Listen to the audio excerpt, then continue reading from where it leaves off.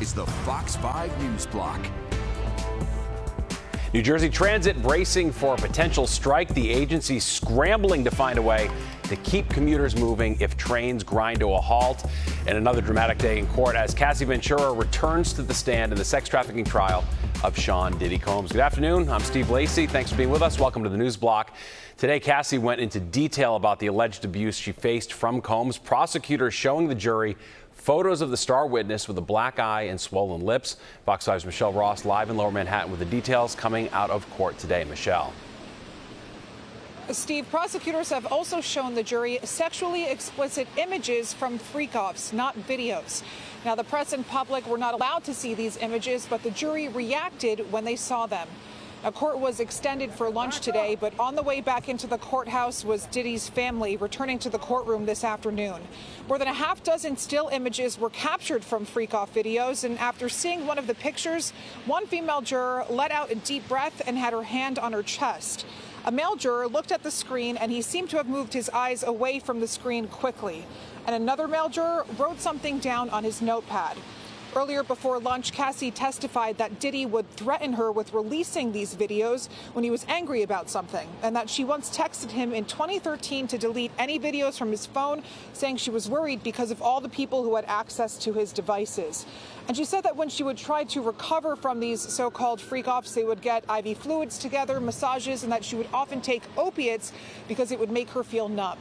We're live outside federal court in Lower Manhattan. Michelle Ross, Fox 5 News. All right, thanks, Michelle. Well, police have arrested a 36-year-old man accused of killing another man on an MTA bus. The suspect identified as Kareem McCalla. Investigators say the victim got into an argument over a seat on a J90 shuttle bus in Brooklyn on Sunday. Police say the 41-year-old was stabbed once in the abdomen by the other man and later died at Brookdale Hospital. Widespread cancellations and delays continue at Newark International Airport. Delays now over 4 hours long. U.S. Transportation Secretary Sean Duffy testifying before Congress today. He answered questions about the flight nightmare at Newark, particularly about air traffic control. So we have not fired, haven't let any one air traffic controller go. You said that we let 400 go. No one in air traffic control has been allowed to take a deferred resignation offer. We have preserved all of our safety critical mission positions, including air traffic controllers. Not one has been allowed to retire by any of the programs that we've offered. Not one, not 400, zero. Duffy did say, though, he rerouted his wife to avoid using Newark, going to LaGuardia instead. We're just 2 days away from a possible New Jersey Transit strike that would upend service for thousands of people. Representatives for NJ Transit and the Brotherhood of Locomotive Engineers met with federal arbitrators in D.C. on Monday to try and reach a deal. Now, in the event of a strike, the agency says it will operate bus service from 4 locations, including Hamilton Station, PNC Bank Arts Center, Woodbridge Center Mall, and Secaucus Junction. Bus service would begin Monday and only operate during peak hours. The buses will not accept train tickets or monthly passes. NJ Transit also urging people to work from home. All right, let's take a live look outside right now. That pretty much has been the story all day. Gloomy gray with rain mixed in. Let's head to meteorologist Audrey Puente for a look at the forecast. And more of that's on the way, unfortunately, right? That is true, Steve. We have a wet Wednesday on our hands, and it's also a cool day, too. Temperatures have been a little chillier than what we've been experiencing lately. We're now at 60 degrees in Central Park, at 62 in Islip, 64. Out in East Hampton, we have 60 degrees down in Belmar at 68, though, up in Poughkeepsie, where we actually got a little bit of peaks of sun earlier today. Temperature change is colder than we were at this time yesterday. Our winds have picked up in speed, too. Right now, they're sustained between 10 and 20 miles per hour, but the gusts are even higher, like 22 in Islip, 29 in Central Park, and 26 miles per hour down the shore in Belmar. Our visibility has also been reduced across parts of the area, not only because of the rain, but because of low clouds and patchy fog that has also developed, and that will hinder some of your driving around the tri-state area today.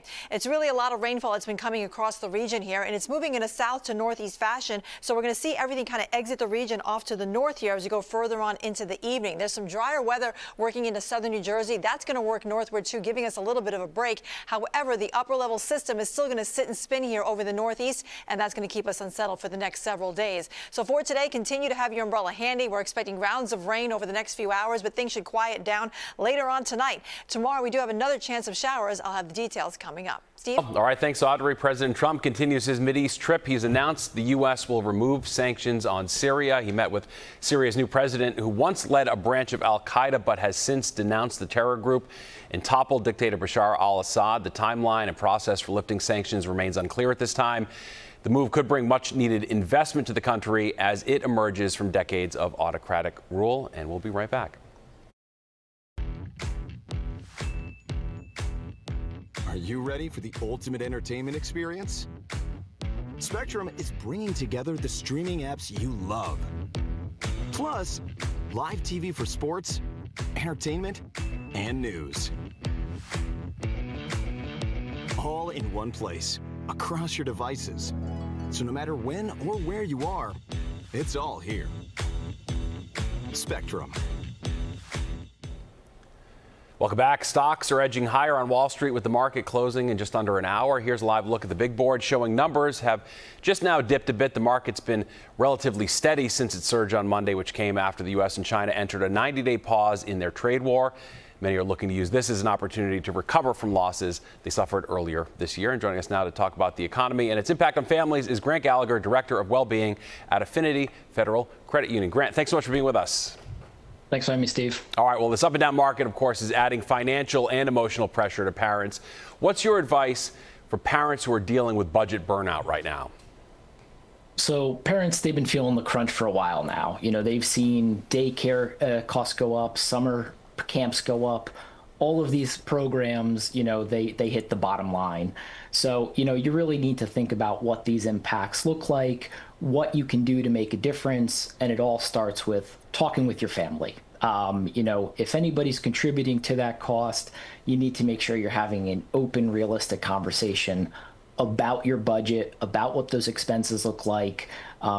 Everybody should have a say because ultimately everyone is responsible for making that budget work. Yeah, communication is key, no doubt about that. And summer's nearly here. Could these rising prices, do you think, and tariffs cut into budgets for day trips and longer vacations?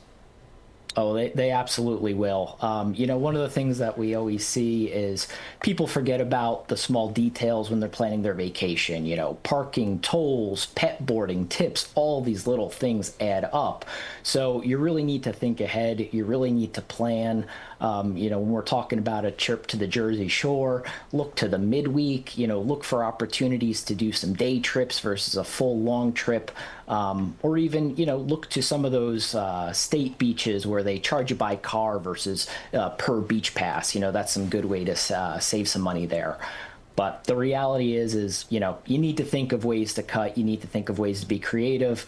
Maybe it's a shorter trip, or maybe you skip it and look to next year. Yeah, and I know big picture, you know, when uncertainty reigns, it's always easy to think this situation is the first time it's ever happened. But big picture, the outlook when it comes to financing and budgeting always tends to be the same, right? Just look at the long picture, zoom out, and try to stay on track. Yeah, the fundamentals are critical, and this applies to, you know, a lot of the different things when we're facing the crunch, and everybody's feeling it. Don't be afraid to ask your local financial expert for help. Very well. All right, Grant Gallagher, we appreciate you joining us. Thanks so much. Thanks, Steve. Well, the Broadway box office has surpassed pre-pandemic levels for the first time. The total industry box office hit $1.8 billion for the season so far, surpassing the same time period in the 2018-2019 season, which held the previous record for Broadway grosses and attendance. This, of course, was propelled by productions such as Good Night, Good Luck, starring George Clooney, and Othello, starring Denzel Washington and Jake Gyllenhaal. The shows are each bringing in more than $3 million a week. Wow. And the Knicks looking to advance to the Eastern Conference Finals tonight. They're back in Boston for Game 5 against the Celtics. New York leads the series 3-1 after another come-from-behind win on Monday. No injuries for the Knicks, but the Celtics announced yesterday that their star, Jason Tatum, will be out indefinitely with a ruptured Achilles that he suffered last game. Tip-off is set for 7 p.m. And, of course, if you're not going to be in Boston, there'll be a watch party at the Garden tonight. It's a free ticketed event and doors open at 6. All right, rain not ruining this parade. The dance parade ready to shimmy, shake, and groove down 6th Avenue on Saturday. Today we got a little preview as the event's director spoke to the press. The parade features 160 different styles of dance from around the world, including salsa, hip-hop, and West Coast swing. All right, let's take a live look outside. Gloomy, rainy. That's sort of the pattern we are stuck in right now. Unfortunately, let's check in with meteorologist Audrey Puente to see how much longer we've got until things clear out.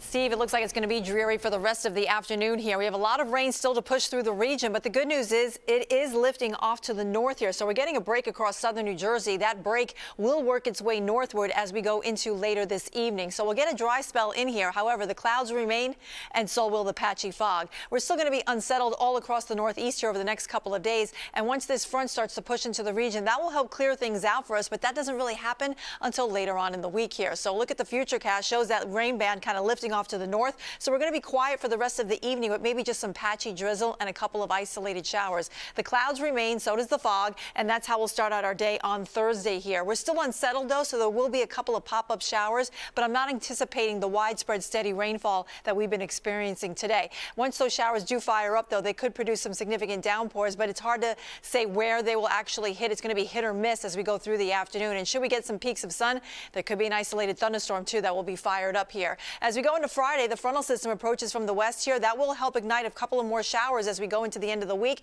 But once that pushes through, things will look much better as we go into the upcoming weekend here. So in the meantime, for today, we're looking at a high temperature of just 65 degrees. It's also pretty windy. We're expecting wind gusts up to 35 miles per hour right through tonight. And then as we go into tomorrow, not quite as soaking rain as today, but it's still unsettled. So watch out for pop-up showers, and it will be milder with a high of 73. Scattered showers for Friday, not a washout, but something to be aware of. And then as we go into Saturday, a few leftover showers, but we're eventually turning things for the better here. Sunday looks to be the best day of the weekend. We'll dry it out with a high of 78 degrees. And we're going to take that good weather right into next week. We're expecting a nice dry stretch starting about Saturday afternoon right through the middle part of next week. Steve? Good news in all this, Audrey. I guess there's no way we're going into this summer needing any more rain. That's I would true. hope, We're right? almost there. We're only about an inch off for the year. Okay. All right. We'll take that. We'll take the wins where we can get them. All right, Audrey, we appreciate it. Thanks so much. That's your news block for now. I'm Steve Lacey. Thanks for joining us. Tune in to the 5 o'clock news on Fox 5 right here or on the Fox Local app for all the day's news as it develops. We'll see you back here tomorrow.